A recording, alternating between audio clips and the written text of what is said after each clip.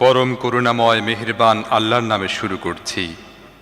হে নবী, বলো, আমার কাছে ওহী পাঠানো হয়েছে যে জিনদের একটি দল মনোযোগ দিয়ে শুনেছে। তারপর তারা ফিরে গিয়ে নিজ জাতির লোকদেরকে বলেছে, আমরা এক বিস্ময়কর কোরআন শুনেছি যা সত্য ও সঠিক পথের নির্দেশনা দেয়, তাই আমরা তার উপর ঈমান এনেছি এবং আমরা আর কখনো আমাদের রবের সাথে কাউকে শরিক করব না। আর আমাদের রবের মর্যাদা অতীব সমুচ্চ, তিনি কাউকে স্ত্রী কিংবা সন্তান হিসেবে গ্রহণ করেননি। আর আমাদের নির্বোধ লোকেরা আল্লাহ সম্পর্কে সত্য ও ন্যায়ের পরিপন্থী অনেক কথাবার্তা বলে আসছে। আর আমরা মনে করেছিলাম যে মানুষ এবং জিন আল্লাহ সম্বন্ধে কখনো মিথ্যা বলতে পারে না। আর মানুষের মধ্য থেকে কিছু লোক জিনদের কিছু লোকের কাছে আশ্রয় প্রার্থনা করত। এভাবে তারা জিনদের অহংকার আরও বাড়িয়ে দিয়েছে। আর তোমরা যেমন ধারণা পোষণ করতে, মানুষেরাও ঠিক তেমনি ধারণা পোষণ করেছিল যে আল্লাহ কাউকে রসুল বানিয়ে পাঠাবেন না।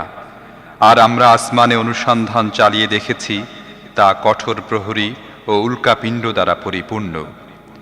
আর ইতিপূর্বে আমরা ছিটে ফোটা কিছু আড়ি পেতে শোনার জন্য আসমানে বসার জায়গা পেয়ে যেতাম, কিন্তু এখন কেউ গোপনে শোনার চেষ্টা করলে সে তার নিজের বিরুদ্ধে নিক্ষেপের জন্য একটা উল্কা নিয়োজিত দেখতে পায়। আর আমাদের বোধগম্য হচ্ছিল না যে পৃথিবীবাসীদের সাথে কোনো খারাপ আচরণ করার সংকল্প করা হয়েছে, নাকি তাদের প্রভু তাদেরকে সঠিক পথ দেখাতে চান। আর আমাদের মধ্যে কিছু সংখ্যক লোক আছে নেককার, আর কিছু লোক আছে তার চেয়ে নিচু পর্যায়ের। এভাবে আমরা বিভিন্ন মতে বিভক্ত ছিলাম। আর আমরা মনে করতাম যে আমরা পৃথিবীতে আল্লাহকে অক্ষম করে দিতে সক্ষম নই এবং পালিয়েও তাকে পরাভূত করতে পারব না। আর আমরা যখন হেদায়েতের বাণী শুনলাম, তখন তার প্রতি ঈমান আনলাম। যে ব্যক্তি তার রবের উপর ঈমান আনবে, তার অধিকার বিনষ্ট হওয়ার কিংবা অত্যাচারিত হওয়ার ভয় থাকবে না। আর আমাদের মধ্যে কিছু সংখ্যক লোক আছে মুসলমান, আর কিছু সংখ্যক আছে ন্যায় ও সত্য থেকে বিমুখ। তবে যারা ইসলাম গ্রহণ করেছে তারা মুক্তির পথ খুঁজে পেতে সক্ষম হয়েছে। আর যারা ন্যায় ও সত্য থেকে বিমুখ, তারা হবে জাহান্নামের ইন্ধন। আর হে নবী, বলে দাও, আমাকে ওহীর মাধ্যমে এও জানানো হয়েছে যে লোকেরা যদি সঠিক পথের উপর দৃঢ়ভাবে প্রতিষ্ঠিত থাকত, তাহলে আমি তাদের প্রচুর বৃষ্টি বর্ষণের মাধ্যমে সমৃদ্ধ করতাম, যাতে এ নিয়ামতের মাধ্যমে তাদের পরীক্ষা করতে পারি। আর যারা তাদের প্রভুর স্মরণ থেকে বিমুখ হবে, তিনি তাদের কঠিন আযাবে নিক্ষেপ করবেন। আর মসজিদ সমূহ আল্লাহর জন্য, তাই তোমরা আল্লাহর সাথে আর কাউকে ডেকো না।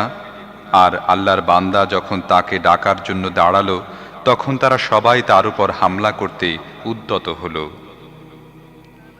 হে নবী, বলো, আমি শুধু আমার রবকেই ডাকি এবং তাঁর সাথে কাউকে শরিক করি না। আরও বলো, আমি তোমাদের কোনো ক্ষতি করারও ক্ষমতা রাখি না, উপকার করারও না। বলো, আল্লাহর পাকড়াও থেকে কেউ আমাকে বাঁচাতে সক্ষম নয় এবং তার কাছে ছাড়া কোনো আশ্রয়ও আমি পাব না। আল্লাহর বাণী ও হুকুম আহকাম পৌঁছিয়ে দেয়া ছাড়া আমার কাজ আর কিছুই নয়।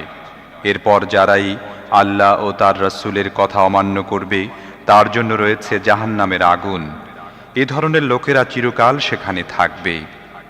এসব লোক তাদের এই আচরণ থেকে বিরত হবে না, এমনকি অবশেষে যখন তারা সে জিনিসটি দেখবে যার প্রতিশ্রুতি তাদের দেয়া হচ্ছে, তখন তারা জানতে পারবে যে কার সাহায্যকারী দুর্বল এবং কার দল সংখ্যায় কম।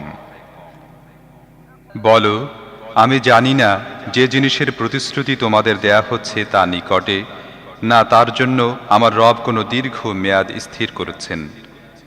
তিনি গায়েবী বিষয়ে জ্ঞানের অধিকারী, তিনি তাঁর গায়েবী বিষয়ের জ্ঞান কারো কাছে প্রকাশ করেন না।